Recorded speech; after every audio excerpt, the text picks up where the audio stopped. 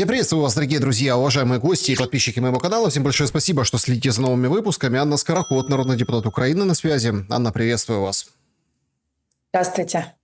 Анна, очень бьет ключом и все по голове, скажем так, событийная траектория, по которой движется Украина. Политическую подоплеку мы с вами обсудим обязательно, тем более, что у вас есть публично высказанный, да, вот маршрут движения политического внутри страны, как все будет обставлено. Все это пока не подтверждается, да, вот вчера фракция была. В общем, это мы все обсудим, мы как-то пытаемся упаковать в происходящее, но тут другое. Мирный план Трампа.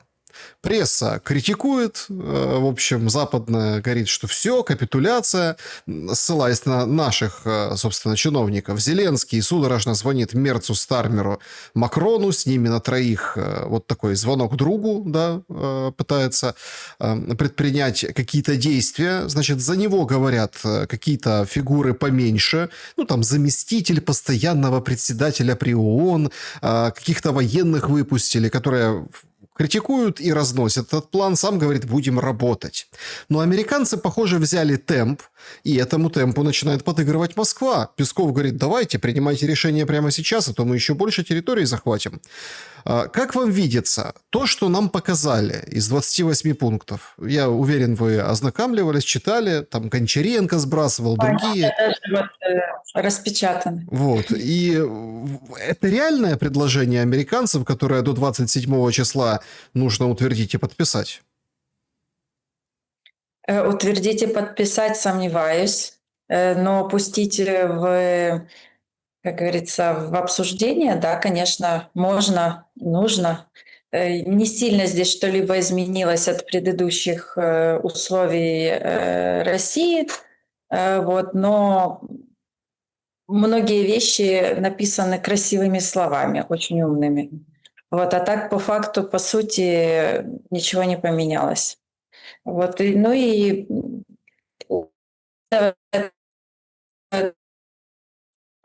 предъявляет и позиционирует США, то да, конечно, это их позиция. Тут мы не можем что-то утверждать или опровергать, потому что они официально об этом заявили.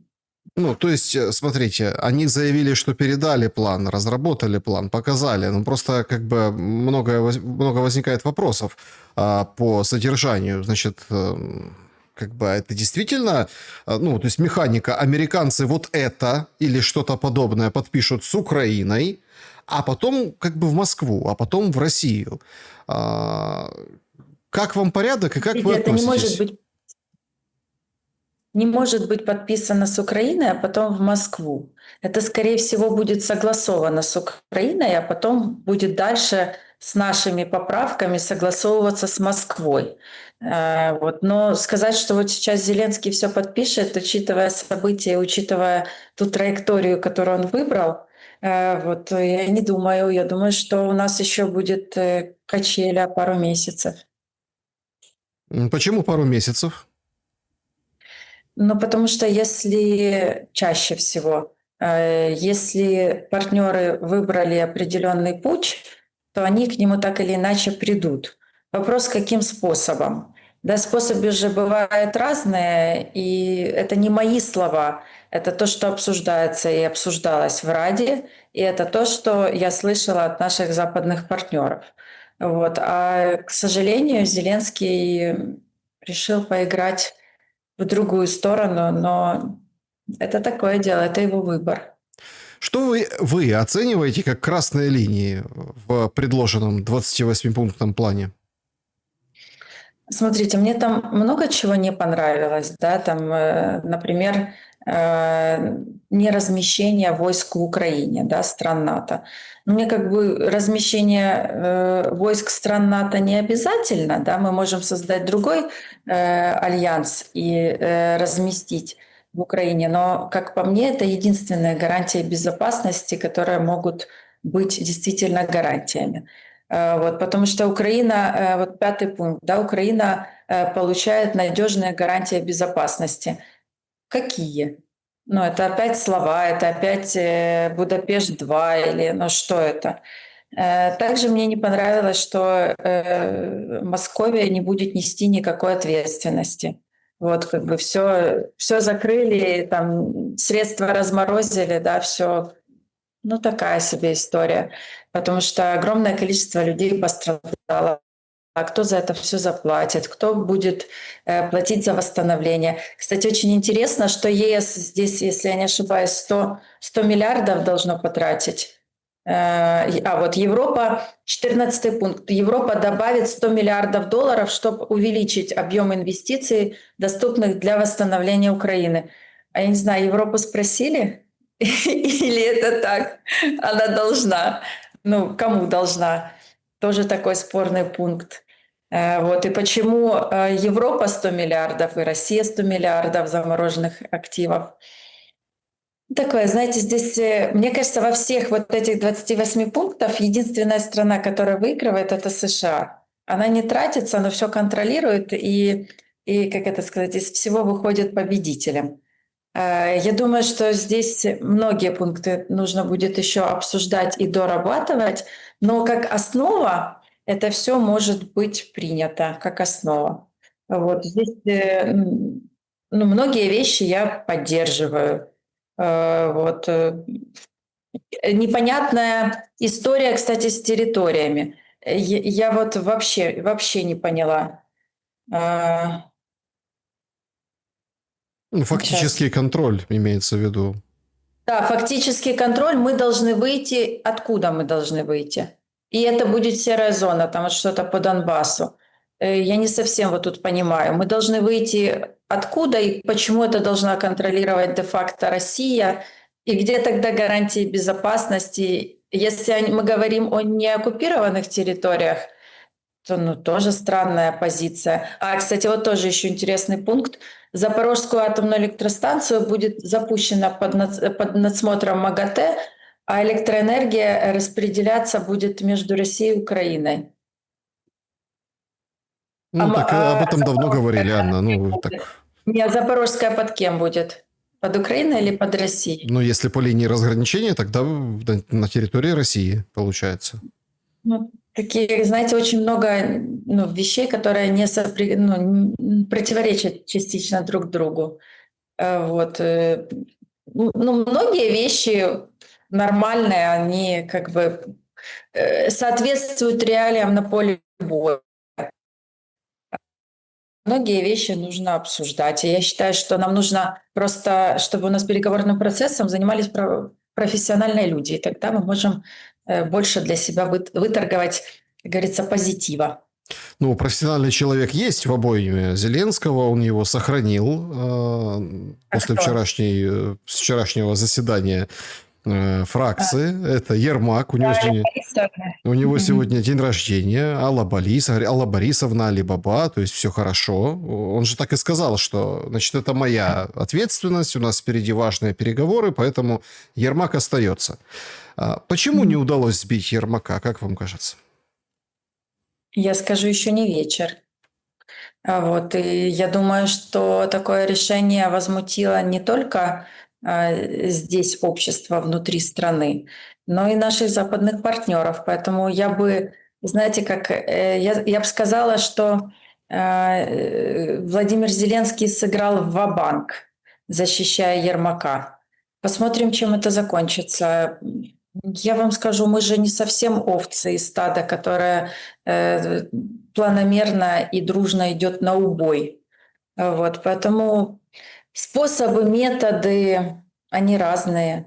Вот, и траектории развития событий тоже разные. Ну, вы загадками говорите. Вы до этого заседания были Я не говорю достаточно... Нет, вы загадками. были достаточно, скажем, прямо говорили, что будет временное правительство переходное, потом выборы. В пунктах этих есть эти выборы, но нет ни слова о политзаключенных, о запрете партий, церковь пропустили. В общем, многие как бы смотрят, что это не совсем с российской стороной выписывалось. Вообще стиль такой очень похож на украинский, знаете, как рамочное соглашение. Нет. Нет, он однозначно к Украине не имеет никакого отношения. Возможно, знаете, как его больше просто писали дипломаты и писали языком грамотным, я бы так выразилась, потому что на самом деле написано грамотно.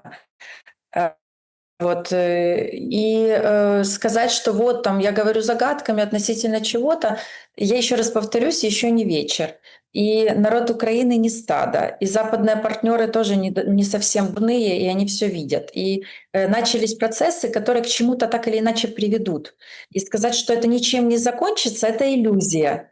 Просто, скорее всего, что это может закончиться страшным способом и страшным путем. Для меня это, например,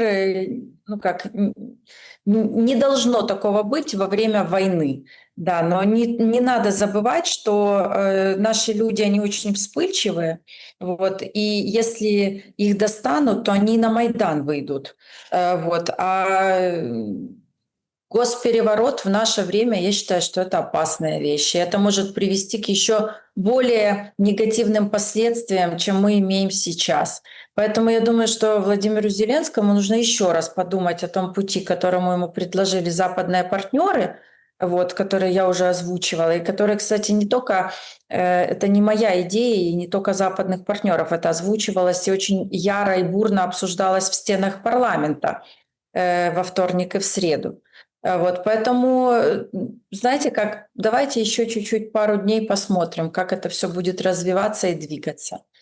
Возможно, о чем-то договорились в Турции. Сомневаюсь, очень сомневаюсь. Возможно, нас ждут новые пленки, возможно, нас ждут еще какие-то разоблачения, возможно, нам покажут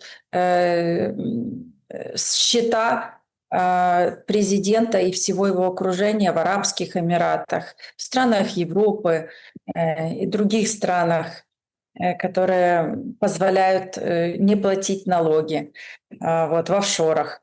Возможно, нам покажут битки и кошельки с криптовалютой. Разные же вещи могут произойти, понимаете, но при всех этих вещах они от нас не зависят. Поэтому нам остается только наблюдать и всячески пытаться не допустить, чтобы в стране поднялся бунт и чтобы в стране люди вышли на улицы. То есть я правильно вас понимаю, если условно Зеленский заортачится или будет тянуть резину, не будет подписывать, а там же как, очень интересно, формулировки, да, там гости, кстати, военные гости в Украине из Пентагона, они говорят, что договорились в ускоренном темпе рассматривать. То есть не подписывать, хотя поначалу вчера информация прошла, что договорились быстро подписать, а тут рассматривать в ускоренном темпе. То есть большая разница. Сам Зеленский косвенно подтвердил, что где-то неделя на это нужно будет для того, чтобы принять какое-то решение. То есть если не получится, то тогда, я так понимаю, вы предполагаете, что давление по поводу коррупционного скандала, оно возрастет? Оно просто расширится. И смотрите, у нас сейчас короткие сроки для поправок и предложений. И мы сейчас действительно в течение недели должны это сделать. И поэтому Владимир Зеленский так и сказал, что у нас там неделя на поправки. Будет ли он это подписывать, тут тоже вопрос. Возможно, договорились, что и подпишет. Возможно, публично поиграют, расскажут, как они борются. Какие-то пункты поменяют и подпишут. Это такое дело. Может и такой быть вариант, что обо всем договорено. Но если не договорено, и если эта игра в дурачка и игра, а я поеду в Великобританию или я поеду в Европу и заручусь там поддержкой и буду дальше, знаете, как это говорится, иметь и драть свой народ, не прокатит. Просто не получится больше. Откуда у вас такая уверенность? Ведь если верить, опять, мы не знаем, мы там не были на заседании фракции, там из тех, кто не во фракции «Слуга народа», была одна безуглая. Марьяна, да. Так как-то интересно, знаете. Она говорит, я потому что я могу быть. И она единственная сказала слово «миндич», если верить опять-таки безуглой. Там вообще какая-то атмосфера была Ну, я не знаю, правда, как стадо, и никто никаких вопросов не задавал, все только заикнулись, а что делать? Им сказали, так это ж вы назначали вот этих коррупционных министров. Так вот Свириденко спросите, а мы ни при чем, а вы чего? Давайте лучше вместо выборов будем сплочены, будем держаться друг дружки, решим внутренние дрязги, потому что вас не переизберут, говорит Зеленский депутатам. А у меня вопрос к вам как к депутату. В прошлом тоже слуге народа. Но погодите, наоборот ведь нужно переизбраться. Я знаю, что там у Арахами там стопки заявлений о том, чтобы убежать, уйти, сдать мандат. Но их как бы сдерживают. Ну, кого-то конвертом, кого-то уголовным делом. Ну, в общем, не дают рассыпаться ради. Так вот, выборы как раз-таки вроде как и нормальный план, чтобы всех перезагрузить, чтобы никто не вставал на лыжи.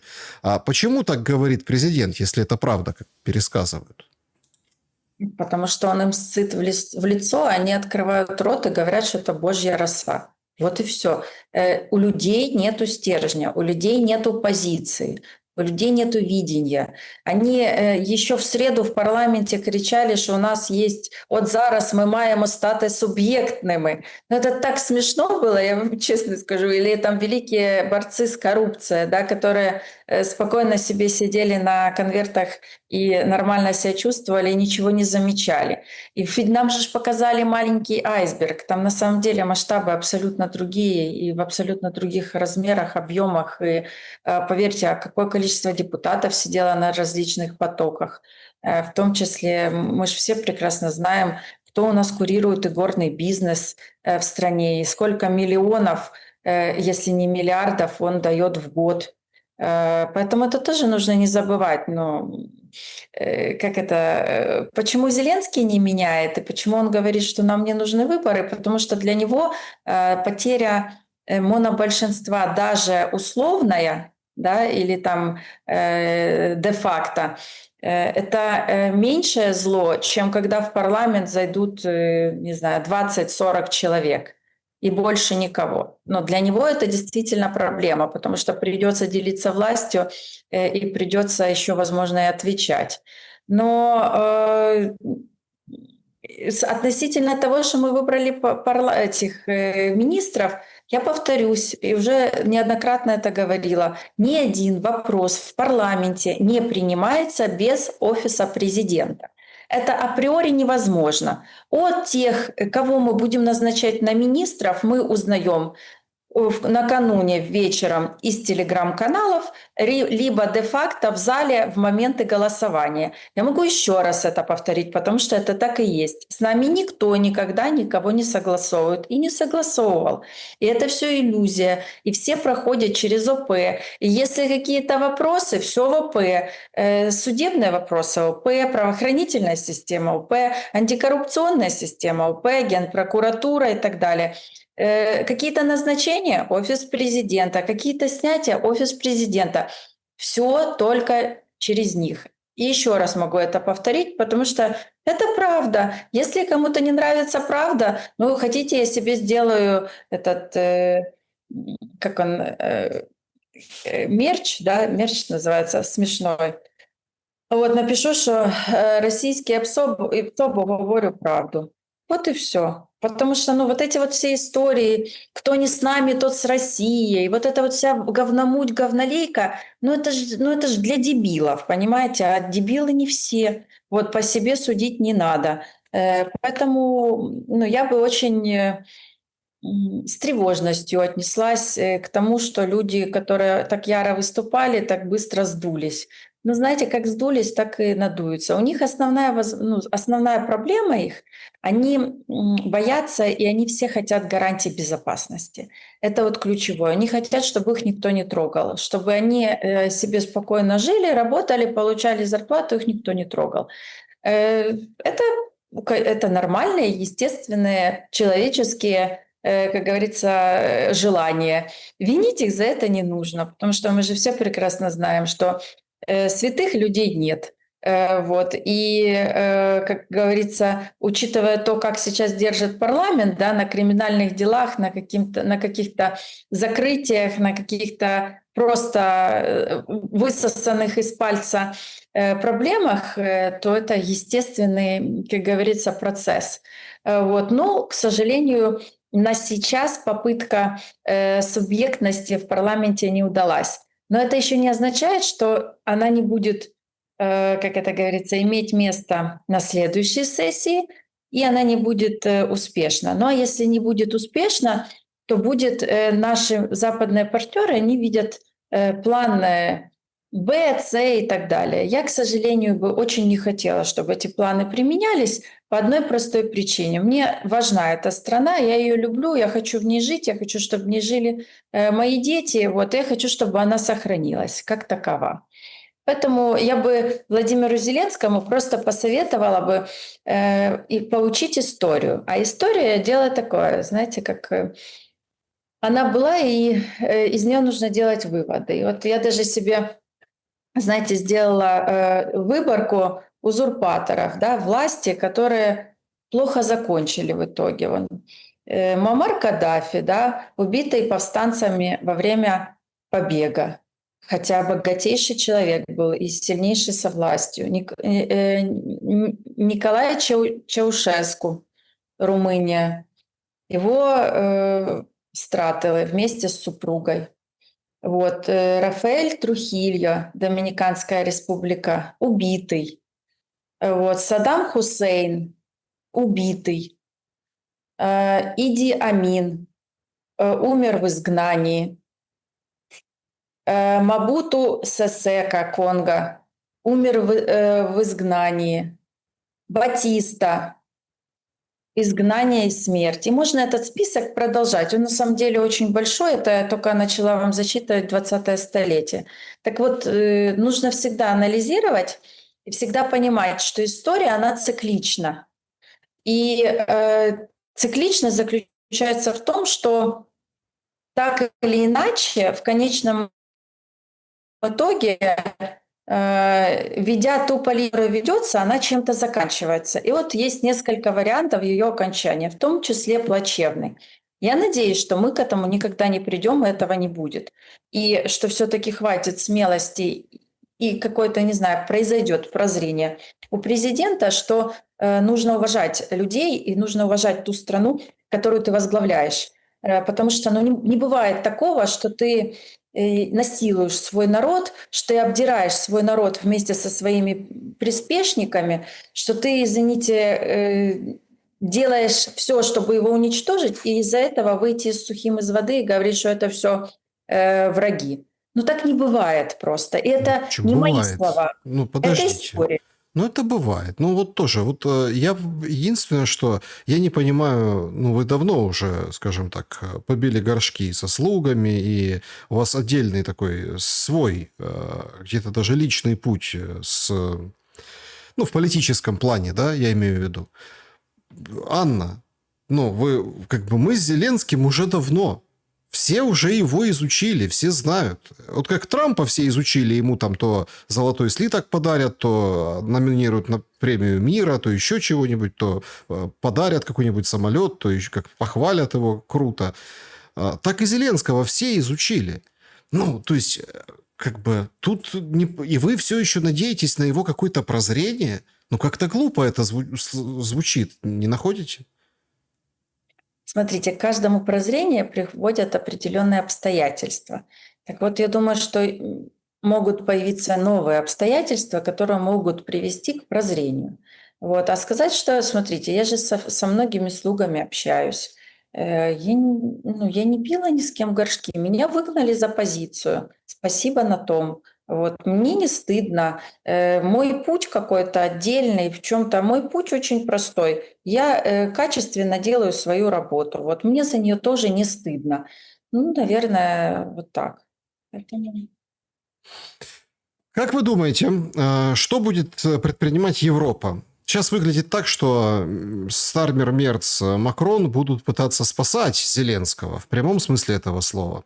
Какие ресурсы на это есть? Какие есть на это политические ну, предпосылки, что это будет? Или все-таки Европа поклонится Трампу и скажет, да, давай под пункты плана, мы еще 100 миллиардов дадим, Трамп заработает 50%, и, в общем, Зеленский, подписывай.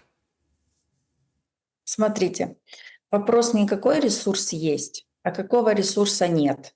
Так вот, нету ресурса человеческого, особенно на линии фронта.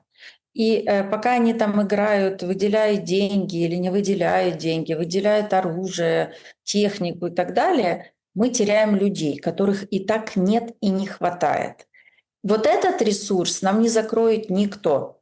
Кто бы о чем ни рассказывал, кто бы что ни говорил, они же все очень сильно глубоко переживают за Украину, но не отправляют свои войска отстаивать демократические ценности и оборонять вместе с нами щитом Европу.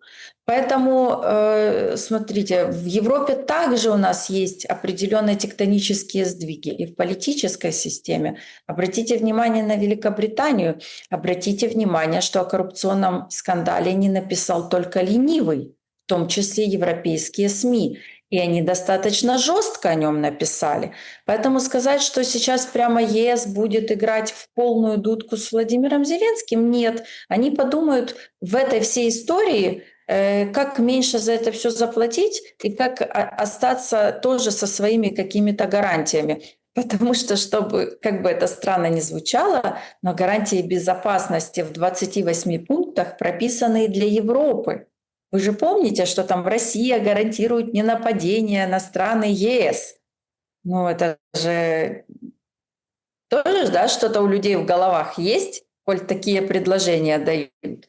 Вот, и я думаю, что тут еще сейчас поиграет Россия с США вместе с Европой.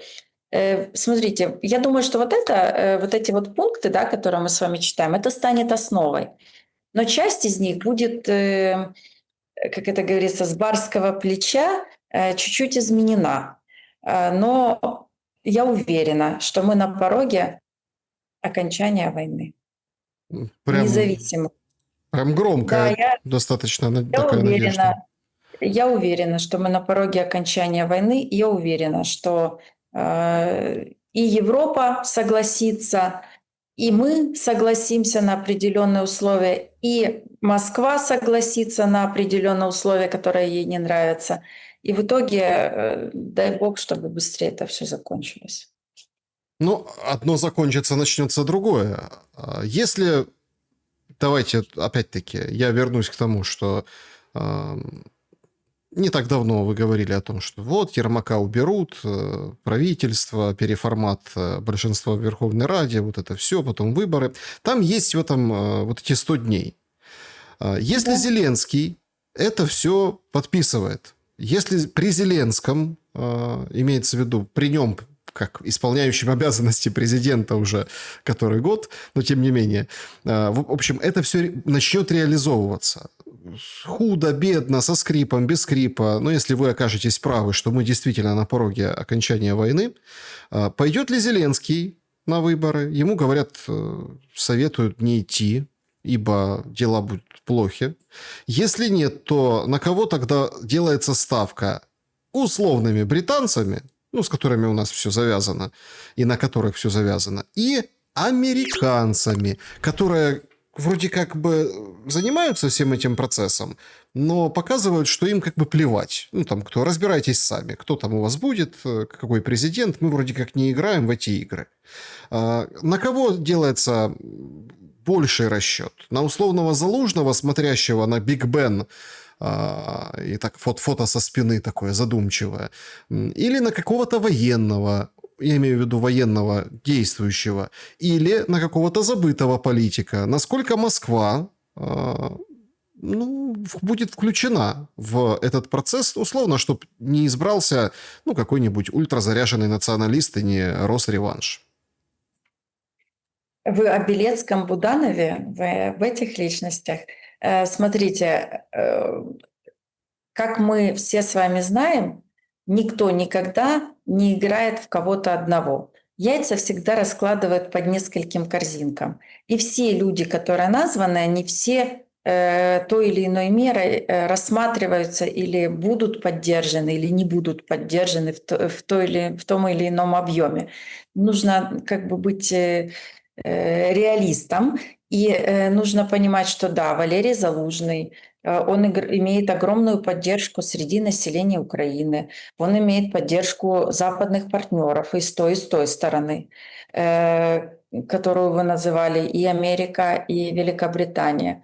Вот, поэтому сказать, на кого конкретно ставят, да на всех ставят. Вот, все, которые готовы в случае чего работать в том русле, в котором хочет видеть Америка и Великобритания.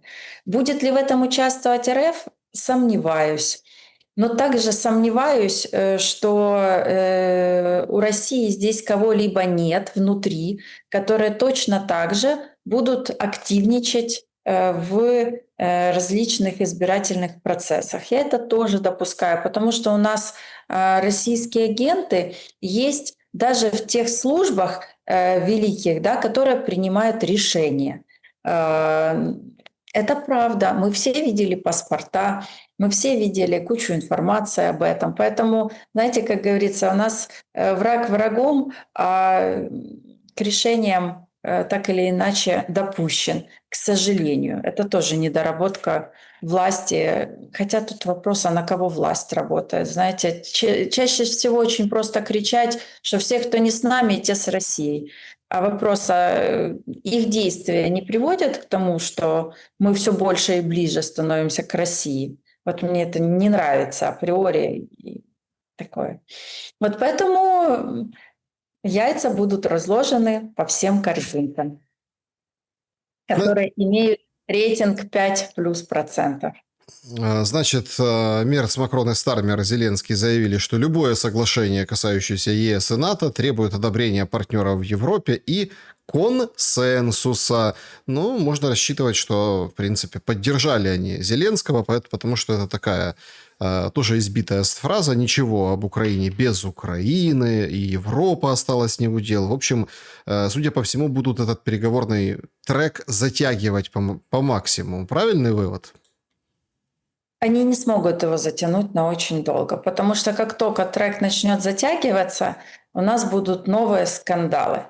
Они нам не нужны. Это просто будет внутренняя раскачка страны, которая является более опасной, чем то, что мы имеем сейчас.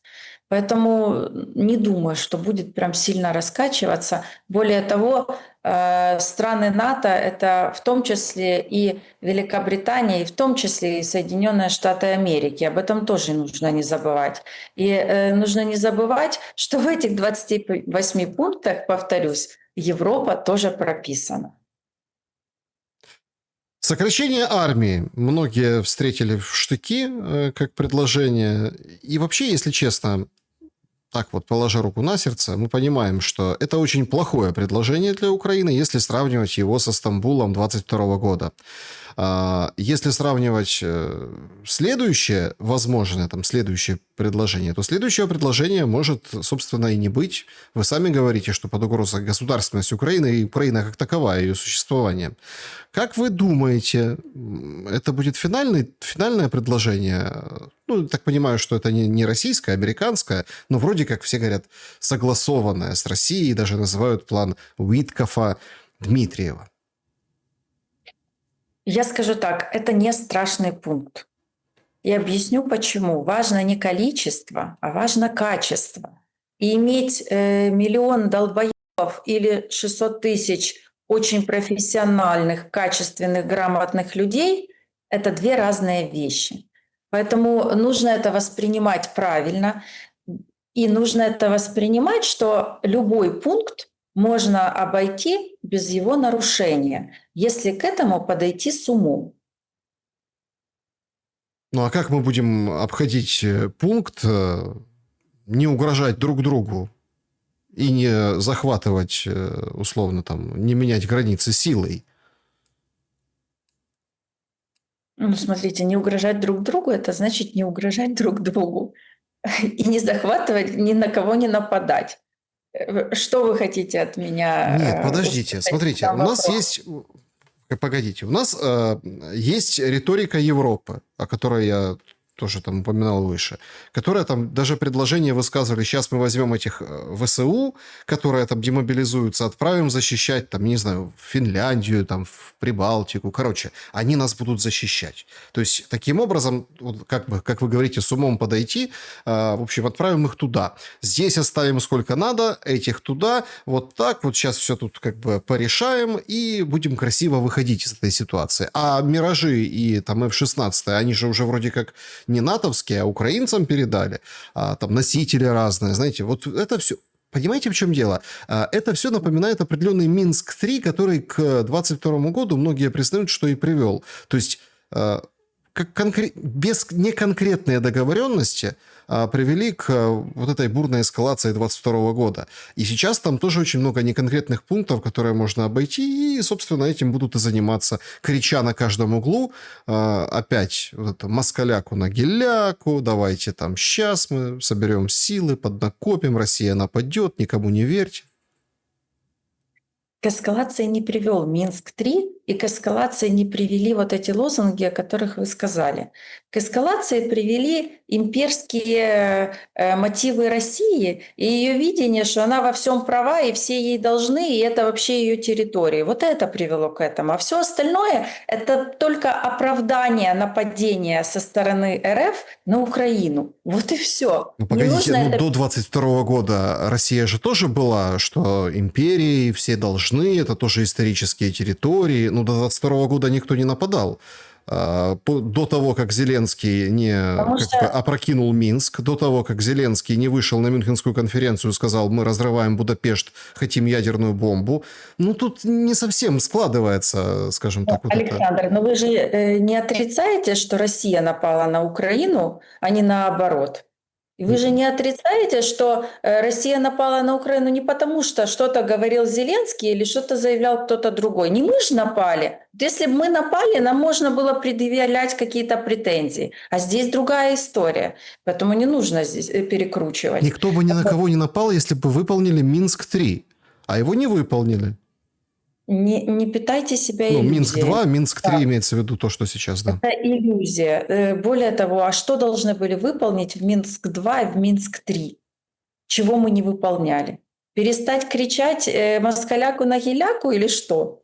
Нет, так не мы надо это было... кричали испокон веков, и испокон веков у нас велись войны. Испокон веков, когда это было впервые сказано москаляка на геляку? Я, насколько помню, мы еще читали это произведениях украинских в рамках выучения украинской литературы. Это были казаки, вот это все, ну все оттуда еще. Это же не что-то новопридуманное. Мы придумали москаляку на геляку, из-за этого Путин напал. Давайте не играть в дурачков. Нет, тоже. мы с вами не играем в дурачков. Мы пытаемся понять, на каких, скажем, основах будет продолжать жить после гипотетического принятия этих 20 и вот этого Минска-3 по 28 пунктам плана. На каких основах государственность будет строиться? На тех же самых, как и была. Причем здесь все остальное? Государственность, она же, как это говорится, будут вопросы по территории, будут вопросы по количеству вооруженных сил, будут вопросы по внеблоковом статусе. Кстати, тоже не вижу в этом проблему, потому что когда нас вносили изменения в Конституцию, никто никого не спросил. Вот, да и более того, непосредственно работая в парламентской ассамблее НАТО, я вам скажу, нас там не ждут и не видят нас там. Поэтому кричать и бегать «возьмите нас в НАТО» тоже не нужно. Вот создайте свое НАТО, намного более сильное и эффективное. Вот, с чем тут фонд инвестирования и восстановления Украины? Правда, там только США выигрывают, денег не тратя, это да. Вот, о чем конкретно вопросы, что вы хотите от меня услышать этим вопросом? Нет, подождите. То есть, я так понимаю, с церковью вопрос закрыли, замылили, там церковь не упоминается.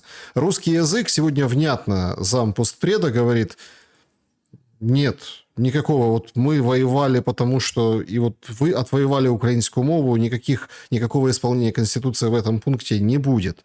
А Еще это раз. прямо говорят в Кремле, как предпосылкой для переговоров. Не трогайте русский язык. Мы с Почему? вами сейчас говорим на русском. Объясню. Потому что его статус закреплен Конституцией Украины. И если какие-то недалекие люди кричат вам о том, что русский язык – это только язык врага, то это их проблемы. Ну, у нас количество огромное людей разговаривает на русском языке. При этом мы все говорим на русском языке. Ну, на украинском языке, извините. У нас есть различные диалекты, у нас есть различные языки национальных меньшин. Они единственный государственный язык украинский, с этим никто не спорит. Но запрещать русский никто не будет. Так уже запрещают, Анна, ну вы же знаете. Не слушайте, это покричать, понимаете, это покричать, и для того, чтобы общество начало между собой ругаться на фоне языка. Не надо это делать, не надо поднимать эту тему, и не надо ее распаливать на ровном месте. Но если у кого-то не хватает ума, это их проблема. Не, подождите, Еще раз повторяю. стойте. Извините, пожалуйста. Смотрите, все было бы так, как вы говорили, если бы это была просто, какая-то общественная дискуссия. Когда реальные штрафы выписывают таксисту, когда это государственный, как-то провочин, конкретно. Не обслужил, влепи, все, ты должен, ты там не захотел, ты вот так.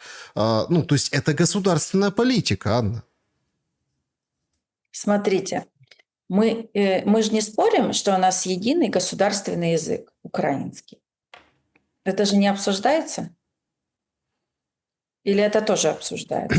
Смотрите, да, не спорим дальше.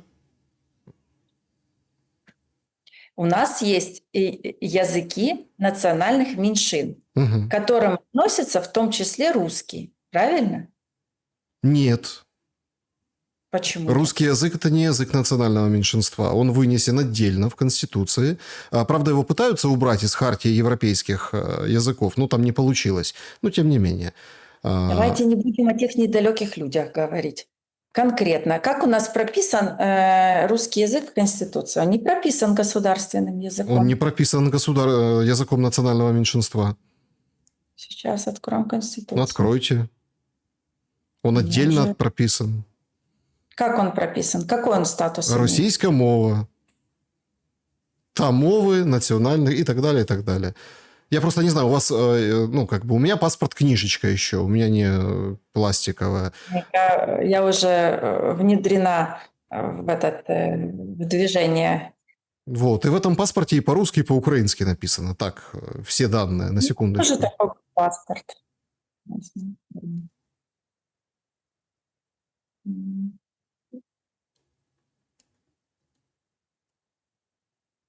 Так, держава забезпечує всебічний розвиток і функціонування української мови в усіх сферах суспільного життя на всій території України.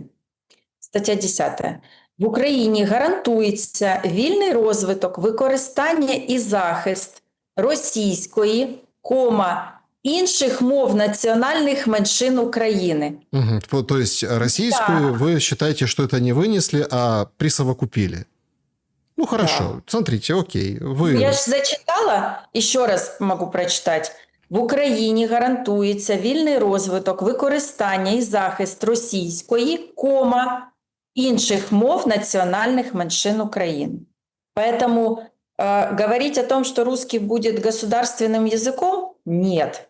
Будет ли он точно так же в рамках, как защищаются все языки нацменьшин, защищен? Да, будет, поверьте, вы это увидите. И все вот эти вот крикуны по поводу языка, они потом закроют свой рот.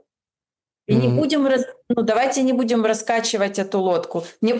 Я считаю, что когда нечего предложить, людям предлагают армию, мову и віру. Так и нет, Зеленский нам... начинает постоянно между собой ссорить. Так нам Зеленский это предложил после Порошенко. Мы голосовали против армавира Порошенко, да, а Зеленский нам это все и вывел в армию, язык и веру. Ну, вот конкретно. А сейчас по его государственной политике, потому что он происходит. К сожалению. Он же нам другое обещал, и мы же с вами за него шли, другое обещалось, правда? И поверьте, сколько людей, это человек, который пришел во власть без единого вложения из своего кармана, потому что люди в него поверили и в огромном количестве оплатили его выборы и всю его предвыборную гонку. Для того, что это правда, он не потратил ни У меня на каком-то стриме человек спрашивает, а я даже не знаю, что ему ответить, уже столько лет прошло. Говорит, а где деньги партии «Слуга народа»? Что вы имеете в виду? Ну, деньги партии где? Помните, раньше при Союзе было Вы там... знаете, Где... что до сих пор выделяются деньги на содержание партий, которые представлены в Где парламенте? деньги партии «Слуга народа»? Что, как вам видится, будет по территориям? Будет ли уходить Россия оттуда, что уже захватила? Потому что, опять-таки, и тут это не какая-то там пророссийская или еще какая-то позиция, это законы войны. То есть то, что условно там, где пролита кровь солдата, да, то, что завоевано, оно как бы не отдается. А если отдается, то с большими уступками или какими-то там, я не знаю, неимоверными вещами. Сейчас вот заявили, что захватили Купянск полностью, российская сторона. Ямполь, который переходил из рук в руки несколько раз, но вроде как опять сейчас там. Есть серьезное продвижение в Днепропетровской области. И это все происходит, пока условно Зеленский с европейскими партнерами лясы точит, и пока, как я понимаю ситуацию, может быть, я ошибаюсь, обставляется все так, чтобы максимально затянуть этот процесс. То есть максимально, чтобы дальше, получается, фронт двинулся, насколько это возможно, непосредственно на земле. Смотрите, мы с вами можем прийти к тому, что если они все это будут затягивать, линия разграничения будет еще дальше. Потому что самая ключевая проблема на фронте – это отсутствие людей. И все это прекрасно знают. Все об этом молчат или замалчивают, или что-либо там придумывают, рассказывают о мобилизациях и так далее, о выполнении мобилизации. У меня коллеги есть такие. Но у нас никто не говорит, что у нас сбегают в СЗЧ по количеству в месяц приблизительно такое же количество людей, как мобилизируется. И людей просто де-факто не хватает. Поэтому мы можем с вами обсуждать все, что угодно. Затягивают, будет тогда вопрос о территориях, стоять же, он всегда будет стоять по линии разграничения с какими-то уступками в ту или иную сторону. Вот. Так вот, для того, чтобы не было линии разграничения на следующий переговорный этап снова новой, нужно бы вот это все, что сейчас происходит, поскорее с грамотными людьми обсуждать, с хорошими переговорщиками корректировать и принимать. Еще раз повторюсь, лучше плохой мир, чем хорошая война. Никто не выигрывает в войне, кроме тех людей, которые на ней зарабатывают. А это власть и продавцы и торговцы оружием. Все. Зеленский же четко сказал, что там со ссылкой на источники, там прямая цитата, что это все было за моей спиной, я ничего не знал. Прокатит. А Зеленский никогда ничего не знает, если ему что-то не нравится. И вы же знаете, что скандал по пленкам, он же сказал, что скандал по пленкам раздувают россияне. Мне так интересно это. У Миндича еще русский есть паспорт или украинским и израильским он ограничивается? У Мерова есть, наверное, там тогда можно принять его слова. У кого еще есть российские паспорта из его окружения? У Шефира есть. У кого еще есть? Говорят, у самого Зеленского тоже может быть. Тогда вполне согласна, что там есть след Кремля. Столько российских паспортов у верхушки. Да, тут нельзя не согласиться с президентом. Смотрите, сейчас, кроме всего прочего, кроме американцев, которые давят на Зеленского, кроме фронта, который действительно давит, и тут с вами никто не спорит, это правда. Я помню ваши жаркие баталии с депутатом Федиенко, который вляпался в скандал, теперь я не знаю, как ему отмыться. Хотя у нас в Украине, что там, помните, Берлинская проводила фестиваль дронов, и туда прилетели ракеты. Ничего, нормально. В Чернигове, да, ничего, нормально, то есть все как бы берлинское, ничего никто не, там что-то повозмущались, недельку забыли, хотя людей не вернуть. И так этот Федиенко, который вам жарко оппонировал там, по учебным частям, по каким-то там, скажем так, да, вот этим вопросам мобилизации, конкретно слил Тернопольский завод, сказал, что он там, смотрите, в Украине классная связь производится. Ну и через месяц там туда прилет, и самое страшное, что прилетело в соседний дом, многоэтажку, это вот эти жертвы, которые последних дней в Тернополе. Это будет очень сильно давить. Американцы еще там Рейтерс передает, говорят, мы закроем, если до 27-го не подпишешь, ну, это опять-таки верить Рейтерс, да? Если не подпишешь, мы закроем разведданные, закроем все финансирование, короче, оружие, в общем, шиш с маслом будет, если не подпишешь. Так пишут журналисты, опираясь на источники. Но давит же еще зима, тотальное отключение, очень тяжелое положение, и вот эта зима, как видите, как выходит из этого положения Зеленский. 6,5 тысяч сегодня начали платить. Миллионы людей 1000 получили Вовину, говорят. Да? Но параллельно с этим сегодня тоже ярчайшая новость, которая тоже требует определенного внимания. Ярчайшая в негативном смысле этого слова. Школы, говорят, закрываем на зиму. Переводим всех на шестидневку и в июнь полностью учиться. Потому что, беда. Зима додавит Зеленского? Зима додавит Зеленского, если начнут бунтовать люди. Если люди ничего делать не будут, то нет, не додавит. И будем дальше терпеть то, что имеется. Все, что сейчас выдается, 1000, 6500, это все для смены фокуса и хоть какого-либо удержания. Знаете, смотрите, какой я хороший. Только никто вам не говорит, что у нас дыра в бюджете даже в этом году, потому что нам не дали той суммы, которую должны были закрыть западные партнеры, и не дают на следующий год. Как мы будем закрывать эту дыру в бюджете? А там колоссально. У нас бюджет в основном на 40 или на 45% он дотационный. Какой выход из этого? Нам никто не дает ответа на этот вопрос. Дальше у нас никто не посчитал, сколько стоит вот эта вот вся история Зеленского. Это же не из его кармана, и не из черной кассы, и не из общака, это из госбюджета.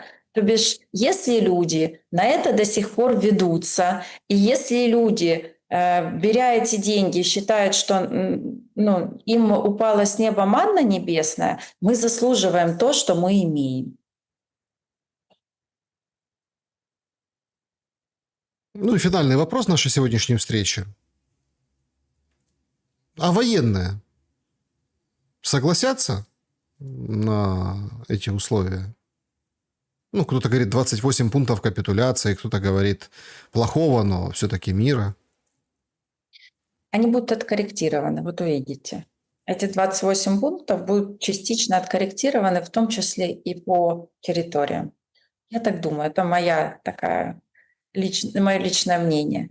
Относительно военных часть согласится, часть не согласится. Я вам больше скажу, какой бы договор ни подписался и какие бы 28 пунктов не были, всегда найдутся те, которых они устроят, и всегда найдутся те, которых они не устроят. Это процесс естественный. Мы все разные, у нас у всех свое мнение. Кто-то воюет до перемоги, до останнього українця, кто-то хочет окончания войны здесь и сейчас, вот так, как оно есть. У каждого свое видение, свои, как говорится, желания. Но это все, в общем, но оно не имеет значения, потому что договор в любом случае подпишется.